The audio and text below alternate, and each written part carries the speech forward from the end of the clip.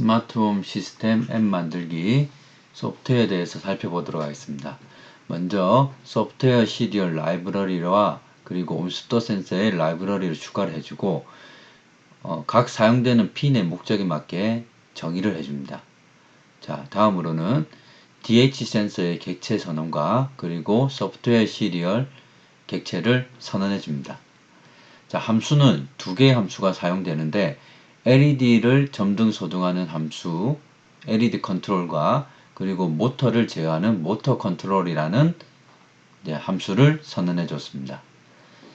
자, 그리고 이제 프로그램 내에서 다양하게 사용되는 변수들에 대해서 먼저 초기화를 시켜줬습니다. 초기화를 시켜주고, 자, 셋업 부분을 살펴보면 먼저 온습도 센서를 동기화를 해주고, 그리고 소프트웨어 시리얼도 마찬가지로 동기화를 해줍니다. 그리고 사용되는 핀이 입력인지 출력용인지를 확인해서 아웃풋 또는 인풋으로 설정을 해줬습니다.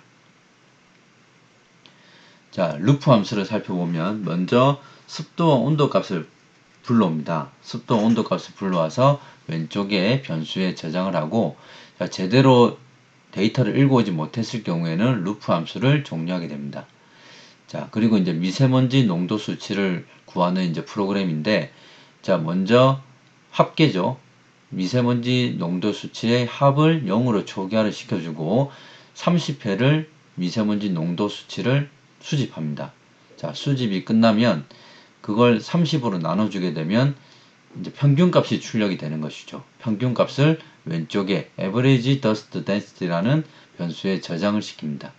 자, 그러면 습도와 온도 그리고 미세먼지 농도 수치가 이제 정해졌기 때문에 데이터가 저장이 되어 있기 때문에 그것을 핸드폰 앱을 통해서 이제 출력을 시키는 것이죠.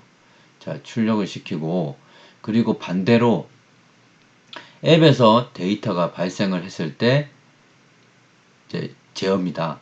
그러면 만약에 앱에서 데이터가 발생했을 때 그 데이터를 읽어서 왼쪽에 바이트형의 인풋 변수에 저장을 시킵니다. 자, 그런데 만약에 DC 모터의 경우에는 이제 두 자리죠. 두 자리 숫자가 이제 앱으로부터 이제 전송이 되는데 앞쪽에 있는 이제 숫자 3의 경우에는 DC 모터 제어와 관련된 것입니다. 뭐 LED 제어가 아니고 3은 DC 모터를 제어하겠다는 의미고 오른쪽에 두 번째 1의 자리의 숫자는 DC 모터의 회전 속도입니다. 회전 속도를 의미합니다. 그러면 두 자리의 숫자 중에서 한 자리 한 자리를 분리를 해야 되는 것이죠. 자, 그러면 먼저 스텝입니다. 이제 DC 모터의 회전 속도를 분리하는 것이죠. 즉 이제 1의 자리를 분리하는 그것은 뭐냐면 10으로 나눴을 때 나머지를 왼쪽에 있는 모터 스텝에 저장을 하면 그 속도에 스텝에 맞게 DC 모터가 회전하게 됩니다.